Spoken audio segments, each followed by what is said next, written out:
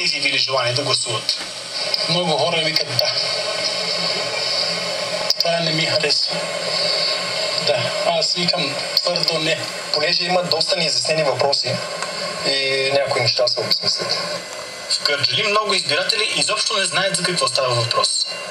Не да ме пита. За какво да гласувам? А каква е темата, знаете ли? Не. Не разбирам аз. Те политиците по-добре знаят от нас. За какво е този референдум? Повече не мога да кажа какво е било, ама за да го правят обратно си, канализация и тия работи. За това ли е референдума за канализация? Да. Квартал на Пловдив, Столипиново, отбеляза най-ниската си избирателна активност под 10%. Обяснението – незнание за какво се гласува и липсата на мотивация. Във Варна пък жители на ромската махала на квартал Владислав Варненчик твърдяха, че им обещавали отстъпки от дълговете за ток срещу гласуване днес. Според малвата, тези, които отговарят с да, ще ли да получат намаление на задълженията, а тези с не по-високи сметки. Анонимното обещание, разпространено в квартала, обаче не даде резултат. Трите секции в махалата останаха пусти през целия ден. Много ясно, че защото имаме да платим доста ток и нали все пак ще искаме да има някакво намаление. Казаха, който има 2000, ще да стане 500 лева. И ще гласувате ми. Да намалят тока на хората ми, защото оня по който зима. Изборите в ромския квартал на Кюстендил изток като преди, но с по-малка активност. В района е събрана голяма част от гласовете за подписката, която предшестваше референдума.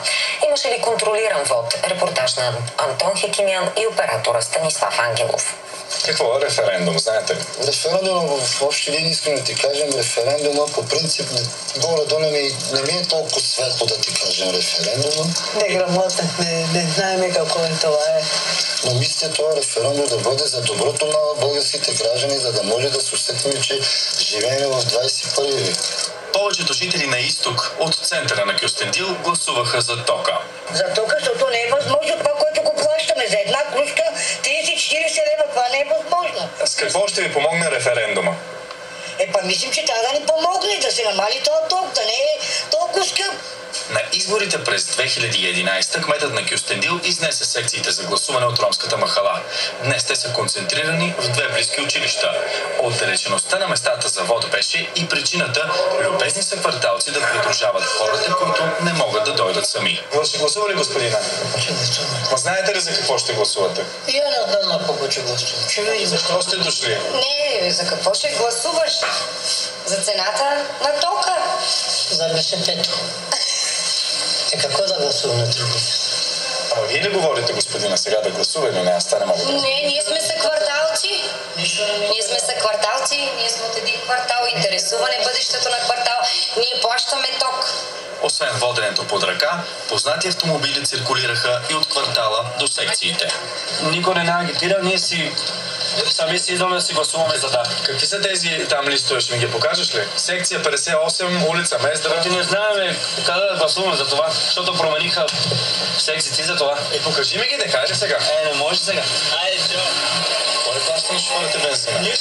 Те си плащат, ние плащаме като Хората си плащат да отидат да гласуват. Да. Това е похвално. Да. С референдум или без, изборите тук минават под надслов. Глада е по-силен от тока. Всеки ден гладуваме и умираме постепенно. За BTV новините Антон Хекимян. Референдума е за ток. За повече ток. Един за да, един за не. Не може всеки един човек да има еднакъв избор. Не знам точно за какво. Защо големите гласуват? Да гласуваме за построение на някакви сгради. И гласува се да се направи нова електроцентрала.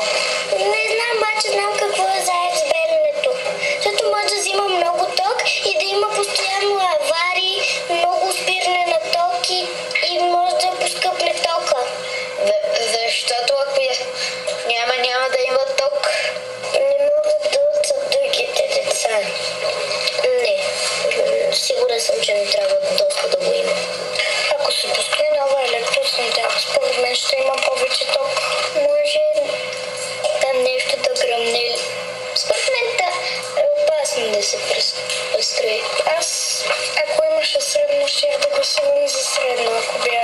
18.